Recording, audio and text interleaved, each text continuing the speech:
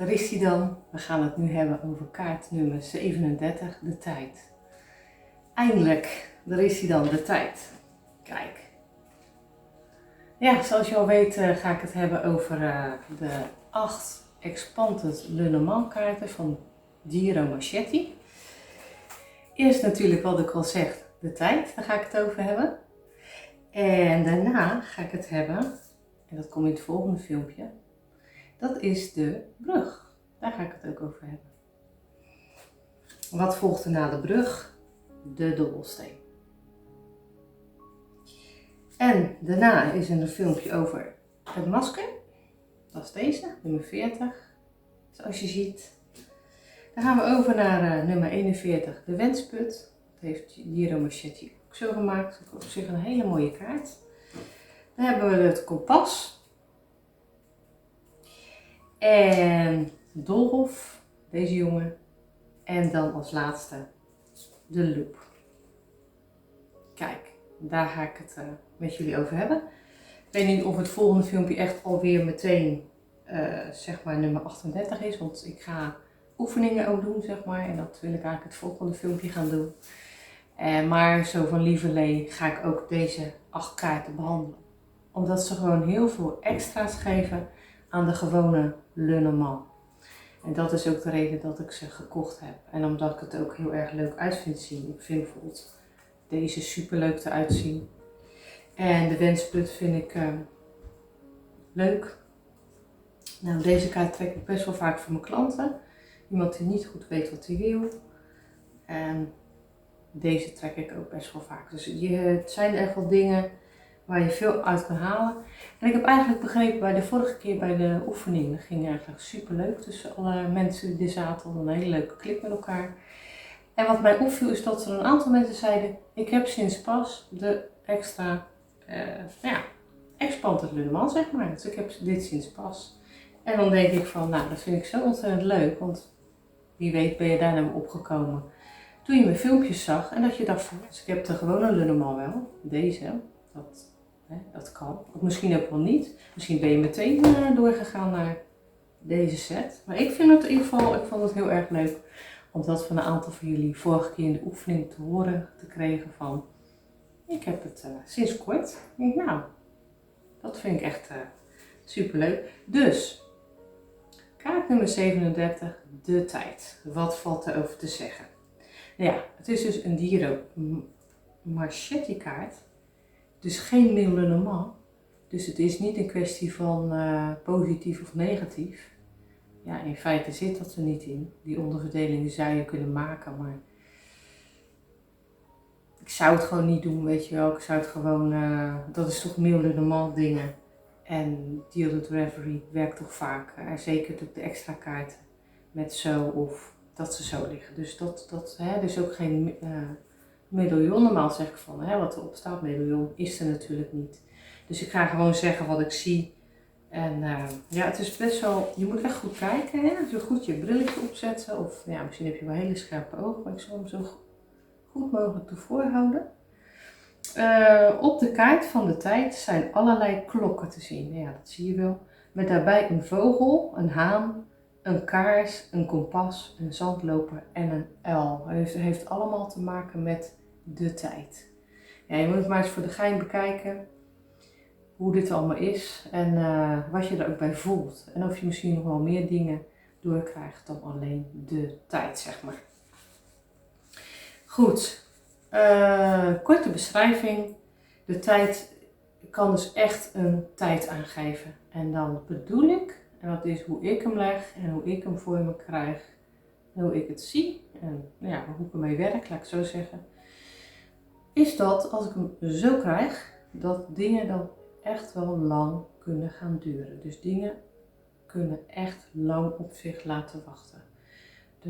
Degene over, als het relatievragen zijn, ja, dan kan het best wel lang duren eer hij of zij over de brug is. Of dat hij überhaupt wel een relatie wordt. Dat is met deze vraag, of dat is met deze kaart echt nog maar de vraag. En Ja, en dan als je hem andersom legt, is het natuurlijk wel dat dingen wel heel snel kunnen gaan gebeuren. Met deze kaart kan je in principe, als je werkt met of de tijd langzaam gaat of dat iets vlug staat gebeuren, dit geeft gewoon aan, het gaat een tijd duren. En daar zijn dus meer kaarten voor. Ja, want nog meer een hele lange tijd aangeeft, dat weet je, dat zijn dus de anker. En de boom, die ook een lange tijd aangeeft dat het lang gaat duren. Of de lelie, die pak ik ook maar even bij. Dat kan ook, we hebben het nu toch over de tijd, dus dan geef ik dit als extra stukje mee. Dit is een filmpje van en die legt alle kaarten precies uit of het lang gaat duren of dat het kort gaat duren. Maar ik neem dit heel even mee. Of de berg. Dus de berg die kan ook aangeven dat het een lange tijd gaat duren. Heb je Giro Marchette die zegt, als je deze kaart hebt, je trekt deze kaart erbij, dan kan het in principe ook lang gaan duren. Ik heb het zelfs al als ik alleen deze kaart trek, dat ik weet dat het lang kan gaan duren. Maar goed, dus misschien een extra steuntje in de rug. Geldt voor hetzelfde. De Giro Marchette die zegt, als het zo ligt, duurt het ook een hele tijd. Ja, dat zijn allemaal best wel langzame kaarten die ik laat zien. Dit duurt ook een hele tijd voordat het gaat komen. En natuurlijk ook de anker. Nou, dat zal je wel weten. Dat kan ook een hele tijd duren voordat het gaat komen. In principe zijn er natuurlijk ook kaarten bij die snel iets aangeven. Die best wel snelheid aangeeft in dingen die kunnen gaan gebeuren. Het staat niet alleen maar voor dingen afkappen of wat dan ook of angst. Nee, het staat ook echt voor dat er dingen kunnen gaan gebeuren. En Giro Marchette zegt weer, ligt het naast elkaar, kan het echt wel een snel gaan gebeuren in plaats van langzaam. Ligt het kindje erbij, dan kan het ook echt snel gaan gebeuren, want het kindje staat voor snelheid in snel of langzaam, dan is het snel. De roede staat ook voor snelheid. Ja, ik werk zelf liever met, als iets snel gaat gebeuren, met dat ik de kaart andersom interpreteer. Kijk maar voor jezelf hoe dit voor jou werkt. En zet het maar hieronder hoe het voor jou werkt en of je inderdaad liever zo werkt of dat je gewoon liever zo werkt als je een tijdsaanduiding zou doen. Dat hoor ik graag van je. Nou goed, de tijd staat dus echt voor de tijd. Maar waar die dus ook voor staat, en daar heb ik dus echt wel mee te maken, ik heb het eigenlijk net al gezegd, is voor tijdrekken.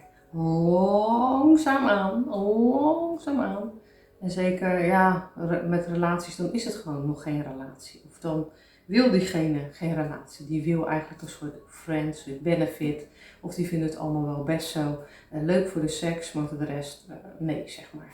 En dat zie je best wel vaak, dat mensen dat zo leuk vinden. Gewoon niet te veel poespas, weet je, alleen maar voor de seks. Je zou dus gewoon ook kunnen kijken voor hoe vrijblijvend is dan iets, weet je, hoe vrijblijvend is dan. Zeker als deze bijvoorbeeld naast de Heer ligt, hier heb ik bijvoorbeeld een Heer. Ja, hoe vrijblijvend is het dan? Is het dan wel een relatie, weet je wel? Of vindt die man gewoon een soort, gewoon vrijheid, blijheid ding wat jij niet wil. Dus dat is wel heel belangrijk om daar achter te komen wat diegene wil. En dan hoef je het niet meteen als een relatie te bestempelen voor diegene, zodat hij misschien wel heel snel wegloopt. Dan zegt hij gewoon, joh, hoor eens, ik vind het gewoon fijn om bij jou te zijn. Ik heb geen zin dat het gewoon een contact is wat nergens toe leidt, weet je. Dus dat is gewoon belangrijk van hoe kan je dat uitvinden en dat je in ieder geval wel gewoon duidelijk bent naar diegene toe. Zodat hij een stukje harder voor jou gaat lopen in plaats van dat hij zomaar passief is.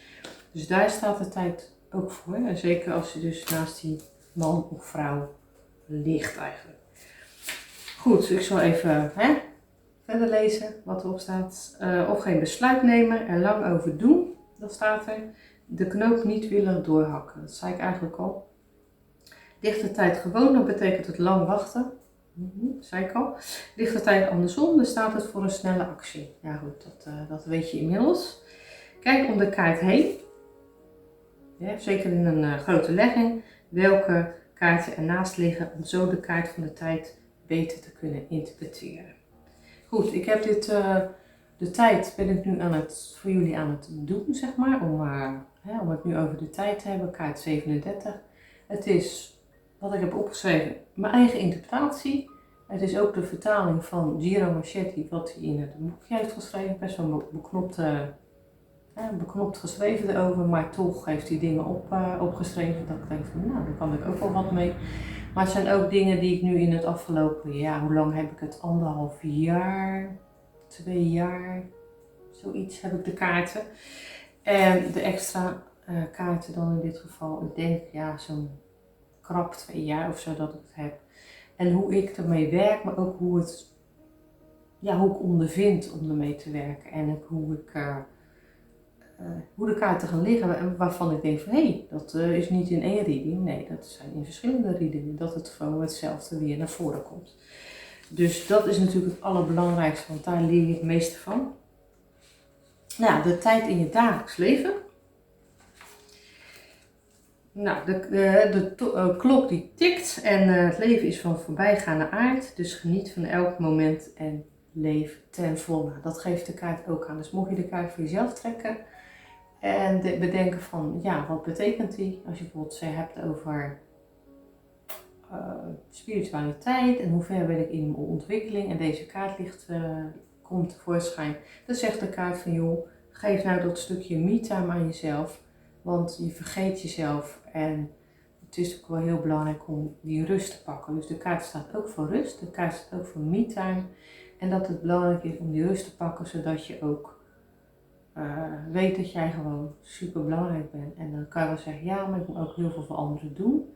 Maar dat kan je eigenlijk niet als je gewoon geen rust pakt en niet zelf lekker in je vel zit. Bedenk het maar zo, hoe meer rust jij pakt, hoe beter je batterij op kan laden, om het zo maar te zeggen. En hoe fijner je je voelt en daardoor kan je ook weer meer aan anderen geven. Het is gewoon een wisselwerking. En die tijd ben jij ook waard natuurlijk om echt aan jezelf te denken. Zo moet je maar eens bekijken, weet je. Dus het kan ook een goede wake-up call zijn van hey, kom op, denk aan jezelf. Goed, de kaart herinnert ons ook aan onze sterfelijkheid. En de wijzers van de klok gaan alleen vooruit in de tijd en we gaan ongeacht door hoe het verder gaat. Het is nu de kaart van time management, dat zegt Giro Marchetti. Dus de tijd voor time management. Dingen goed op een rijtje te zetten, zeker als dit met een werklegging tevoorschijn komt. Zet alles goed op een rijtje, zet goed op bepaalde punten waar je tegenaan loopt en hoe dat opgelost kan worden. Want het is belangrijk om nu te handelen. Nu is het de tijd om te handelen en zeker als de kaart zo ligt. Dan is het echt tijd om te handelen en om te bedenken van wat wil ik in het werk en hoe kan ik die veranderen en hoe kan ik die blokkades opruimen. Vaak is het een leerdoelblokkades, maar het heeft ook vaak te maken met dingen opruimen en weer in een ander jasje gieten, zodat jij weer verder komt op welk gebied dan ook in je leven. Dit zijn dingen die ik van Giro Marchetti heb overgenomen, dit stukje. Oké, dus heb inzicht hoe je leven nu is, je ervaringen en wat je wilt in het leven en in je werk, wat ik eigenlijk al zei. Ga gericht aan de slag met doelen in je leven. Je krijgt door wat je aandacht verdient en daardoor krijg je meer routine. En ook nog eens zo wat, alles wat je aandacht geeft groeit. Dus alles wat je aandacht geeft en graag wil veranderen in je leven of wat je gewoon heel fijn vindt om te doen. En door er alleen maar aan te denken groeit het. Het groeit de potentie, het groeit in de energie en dat geeft de kaart ook aan. Dat het een enorme boost kan zijn in de groei van de dingen die je graag wil. Leer je focus op wat je wil, zeg het al, en hoe je het wil. Zodat je ook weer tijd hebt om dit besteden in leuke dingen om te doen. Wat ik al net al zei, om weer die energie op te gaan bouwen. Goed, kaart 37, de tijd. Heb ik ook nog een tip, want ik doe gewoon hetzelfde als wat ik met die andere kaarten ook heb gedaan. Dus de tip komt natuurlijk ook weer naar voren. Nou, wil jij nog langer wachten op de persoon waar je al heel lang op wacht? Stel je hebt een relatievraag of het is een relatievraag van een klant. Je krijgt deze kaart en zeker als er dan bijvoorbeeld deze bij ligt of het ligt op deze manier bij, ja, dan kan het best wel eens lang gaan duren. Ik zou haar zeggen, het kan ook echt zo zijn dat het alleen hoop is wat je hebt, of wat de klant is, de hoop die heeft, maar dat degene met wie je omgaat wel heel erg aardig is, wel gezellig, vlotte balboel heeft, maar voor de rest eigenlijk niet uit is op een relatie en het vrijgezellenleven wel heel erg leuk vinden. En dat die hoop dus blijft, snap je? Dus met deze kaart is het wel even van, hey, pas op de plaats. En inderdaad van, wil jij nog langer wachten op de persoon waar je al veel te lang op wacht, of je klant? Heb je die adem nog om geduldig te zijn? Dat is dus even de vraag. De kaart zegt, het is noodzakelijk om nu te gaan handelen. Geef je grenzen aan. En dat kan ook op een leuke manier, of hoeft allemaal niet van, oh, ik wil per se een relatie. Dus geef dat aan. Dus dat aantrekken en dat afstoten is gewoon niet fijn. En zeker als de ander gewoon denkt van, het is gewoon leuk, het is een leuk lolletje. Friends with benefits of wat dan ook. Maar ik zit er niet op te wachten. En dat je eigenlijk gewoon zegt van, joh, hoor eens, ik wil gewoon verder gaan, maar ik wil niet dat dit gewoon ik wil wel dat er een concreet iets uit kan gaan komen, weet je wel? En om elkaar beter te leren kennen. Maar dat is echt wel een ding. Vraag je dan af hoe lang je nog op on hold wilt staan. Dat geeft die kaart aan. Dus het kan ook suggereren dat je meer tijd moet vrijmaken voor jezelf. Wat ik eigenlijk net al zei. Maar dat ligt natuurlijk ook heel erg aan je vraagstelling. Ja, goed, het thema. Ik dacht, de tijd. Dan is het thema tijd maken voor jezelf, me-time. Als je tijd voor jezelf neemt, dan kan je dus weer opladen. Dat zeg ik eigenlijk al. Ja, mocht je weinig tijd hebben, bedenk je dan. Sta misschien vroeger op, of dat je een uurtje voor jezelf hebt, of al zou het een half uurtje zijn. Maar bedenk je ook dat je best wel recht hebt op een middag. Of op in ieder geval een paar uurtjes om die energie weer te krijgen en op te laden. Want dat ben je gewoon waard, weet je. Nou, hoe kan je dat doen? Om die rust weer te gaan vinden. Ik heb al een aantal dingetjes opgeschreven. Nou, door eens een middag voor jezelf vrij te maken. Wat ik eigenlijk al net al zei. Zodat je ook weer die ander kan helpen. Want het mes snijdt vaak aan twee kanten. Jij bent weer opgeladen. En dan kan je er ook weer zijn voor de ander. Zo moet je het maar zien. Nou, neem bijvoorbeeld tijd vrij om naar de kapper te gaan. Zeg maar wat, een gezellige middag met je vriendinnen. Dat kan ook. Tijd vrij maken voor een goed boek. Als je dat natuurlijk leuk vindt, dat scheelt natuurlijk. Of die leuke serie op Netflix gaan kijken. Of yoga uurtje, dat is ook altijd belangrijk. Een middagje koken of bakken. Ja, maar net wat je wilt, een powernap. Kan ook even 20 minuten slapen. Of naar de schoonheidsspecialisten. Ik doe maar wat, ik zeg maar wat. In ieder geval iets wat je blij maakt. Een hobby oppakken of wat dan ook. In ieder geval iets wat je blij maakt, wat je rust geeft. En dat je er weer energie van krijgt. Want dat is het allerbelangrijkste. Je kan ook denken aan, oké, ik doe lekker een healing. Of doe een healing op afstand. Het is allemaal voor jou, om jou even de rust te gunnen. Om weer vooruit te kunnen gaan. Dus het thema is de me-time. Goed, ik heb er ook de persoonlijkheidskenmerken bij gedaan van degene. Dus een persoonlijkheidskenmerk. Nou, iemand die echt de tijd neemt voor alles. Neemt echt de tijd voor alles. Een rustig persoon, denkt over de dingen na en hij houdt van het rustige en gelijkmatige leven. Die niet te veel nodig heeft, iemand die gewoon blij is met wat hij heeft, maar ook gewoon houdt van eenvoud in het leven.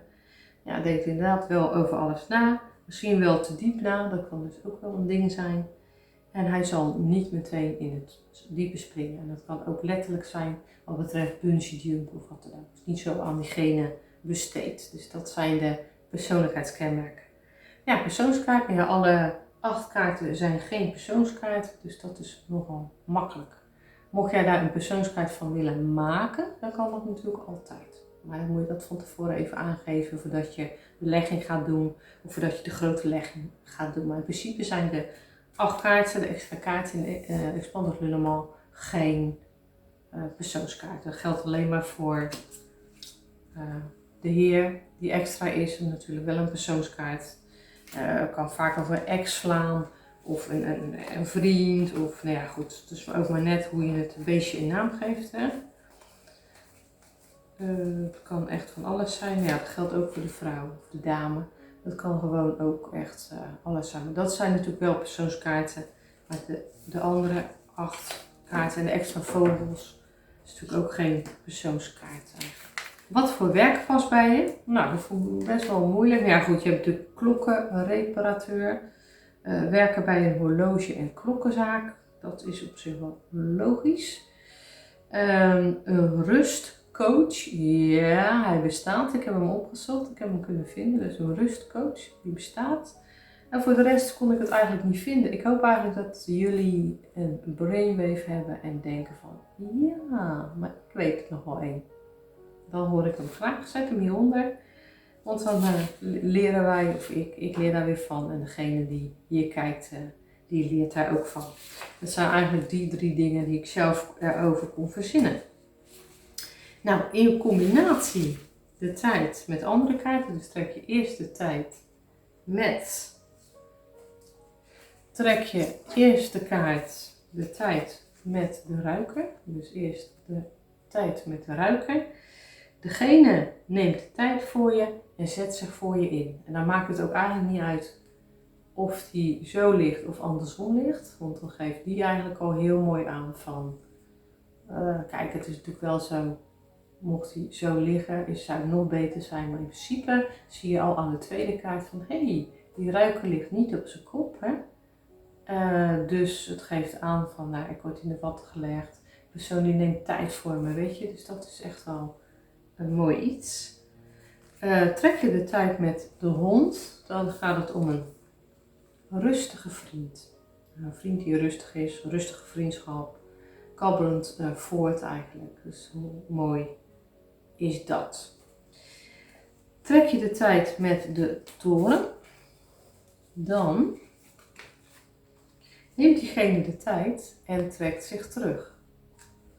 Dat is natuurlijk in de liefdesrelatie. Het kan natuurlijk ook te maken hebben met een werksituatie. Nou, dan is het ook eigenlijk van, hey, in de werksituatie trekt diegene zich terug. Of het bedrijf trekt zich terug in dit geval natuurlijk. Want het kan te maken hebben met een bedrijf.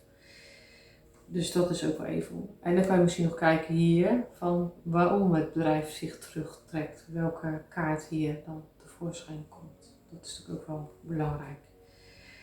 Nou, dan heb je de berg. Dus trek je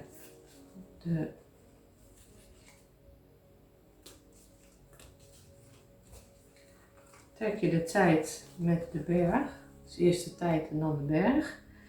Nou, dan zijn er wel problemen waar diegene niet meteen uit kan komen. Dat kan echt wel een hele tijd duren voordat er, ja, voor wat en hoe. Nou, kijk je ook weer naar de kaart rechts bijvoorbeeld, ligt deze er. Dan kan het te maken hebben met een vriendschap die niet lekker loopt of die helemaal niet zo lekker loopt. Maar het kan ook te maken hebben met een situatie, werksituatie of een financiële situatie. Dat is een beetje je vraagstelling die op het moment niet zo lekker loopt. Dus kijk even op de kaart daar bijvoorbeeld ruzie wat je hebt, dat het daarom niet lekker loopt. Dus dat is even een ding. Dus je natuurlijk altijd even de kaarten kijkt die er omheen liggen. Dan hebben we als laatste de Heer. Nou, het kan dus zijn zo. Dat is gewoon de gewone Heer. Het kan ook zijn een vriend of een kennis of iemand die je kent van school of wat dan ook. In ieder geval trek je de tijd met de Heer. Hij wil het rustig aandoen en niet meteen in het diepe springen.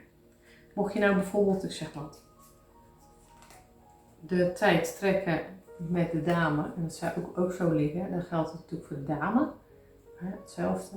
Maar mocht het kaart dan nou zo liggen, dan wil de dame graag wel tijd investeren in jou. En dat geldt natuurlijk ook voor de Heer, zeg maar. Dat is natuurlijk wel belangrijk. En dan heb je natuurlijk de vraag gesteld, echt gebeurt het snel of gebeurt het langzaam? En je hebt bijvoorbeeld de zeis, hè? En het ligt zo. Ja, dan kan het ook wel weer snel gaan duren. Ook al ligt deze, nou deze als die andersom ligt nog beter. Zelfs als wij er zo liggen en je hebt echt het gevraagd van oké, de tijd, maar gaat het snel gebeuren? Ja, het gaat snel gebeuren, weet je. Dus het hangt heel erg van je vraagstelling af, van hoe en wat. Maar in principe, als je dus alleen maar zo hebt en je hebt de Heer, ja, dan kan het wel een hele tijd gaan duren eer je het wil. Meestal trek ik kaarten zo vanaf nu, als je in de toekomst wil kijken, tot 3 maanden. Omdat dan ja, de energie na 3 maanden, er kan nog zoveel veranderen. En dan zit het zo in de energie van nu en 3 maanden. En dan kan je misschien denken, ja, maar na die 3 maanden, maar ja, er is ook vaak kans dat het na die 3 maanden ook vaak weer zo voortkabbelt. Of je moet echt het heft in handen nemen en echt zeggen of echt doen van, hey, dingen aangeven hoe jij het wil hebben. Want dan kan er natuurlijk wel weer een verandering komen. Dat was hier dan kaart 37. Leuk om te doen. Mocht jij nog denken van, ik heb nog een vraag over kaart 37. Dat kan natuurlijk. Of dat je denkt van, hey, ik leg kaart 37 ook. Maar op een gegeven moment kwam er bij mij dat uit. Of wat dan ook. Heb jij dat ook gehad? Daar ben ik wel heel erg nieuwsgierig naar van waar deze nog meer voor kan liggen. Misschien heb jij wel een ding wat ik nog niet genoemd heb. Maar dat je denkt, ja, maar daar ligt hij bij mij vaak voor. Nou, dan zou ik dat heel erg fijn vinden. Want dan kan ik dan ook weer denken van, hey, zo kan ik hem ook in mijn legging gaan leggen en weer meer ermee gaan doen. Het is dus een beetje van hoe ik het nu doe en de dingen die Gira Marchetti heeft gezegd. Dus een beetje zo'n mengelmoes van dingen. Alleen, ik sta altijd open voor nieuwe dingen die ook met deze kaart te maken hebben. Jullie zijn er allicht een aantal bij die het al een tijdje doen met extra kaarten. Dus ik ben ook echt absoluut benieuwd naar wat jij legt en hoe die bij jou wordt gelegd en op welke vragen jij hem legt. Nou, volgende keer heb ik het over de brug, de bridge. En ook weer wat Gira Marchetti heeft gezegd over de brug. Maar ook wat ik er zelf van vind. En hoe ik zelf de kaarten leg. Dat is ook gewoon belangrijk. En wat er allemaal uitkomt. Dus, nou, de brug. Daar ga ik het over hebben. Mocht jij daar een vraag over hebben, kan je hem ook gewoon hier stellen. Want dan kan ik hem in een volgende filmpje meenemen. Dat zou ik gewoon hartstikke leuk vinden. En dan ga ik je sowieso zien. Het kan zijn dat het volgende filmpje wel iets anders wordt. Ik denk dat ik nog een oefening ga doen. Over beroepen heb ik het vorige keer in mijn live filmpje over gehad. Dus dat ga ik als eerste doen. Maar het zal niet zo lang duren natuurlijk eer ik weer ga beginnen aan kaart nummer 38. De brug, want die is gewoon ook geweldig. Wat ik heel graag van jullie wil weten, ik heb net de kaarten laten zien aan jullie. Welke van de 8 Expanded Lenormand kaarten, dus 37 de tijd, 38 de brug, 39 dobbelsteen, 40 het masker, 41 de wensput, 42 het kompas, 43 de dolf en 44 de loop. Ik ben heel benieuwd welke kaart jullie het meeste mee hebben, of het meeste bij jullie eruit rolt, zo te zeggen. Of waar je gewoon het meeste mee hebt. Of dat je denkt, nou ik ben zo blij dat die kaart erbij zit. Daar ben ik echt heel benieuwd naar. En dan ben ik natuurlijk ook heel benieuwd, zijn er natuurlijk nog meer extra kaarten, deze 2. Ik kan me niet voorstellen dat je zegt, nou daar heb ik helemaal niks aan. Ik kan me echt heel goed voorstellen dat je juist zegt, ja, daar heb ik echt heel veel aan. Want ik heb daar gewoon heel veel aan, absoluut. En het verrijkt echt het Expanded Lenormand bij mij. Dus eigenlijk hoef ik het ook niet aan jullie te vragen. Maar het kan ook zijn dat je deze, want die is extra. Dat je echt zegt van nou daar heb ik echt heel erg veel aan. In de Expanded Lenormand. Als extra kaart. Want je hebt natuurlijk de gewone vogels al. Maar deze vogels, dat kan ook. En ik ben ook benieuwd wat het voor jou het verschil is tussen deze 2. Ik heb er filmpjes natuurlijk al over gemaakt. Maar ik ben ook gewoon heel benieuwd wat het verschil is. En hoe het bij jou uitpakt. Maar ik ben ook benieuwd naar die andere ik ben ook benieuwd naar die andere kaarten. Dus, dat was die dan weer. En ik hoor het graag van jullie zeggen tot de volgende keer weer. Dag.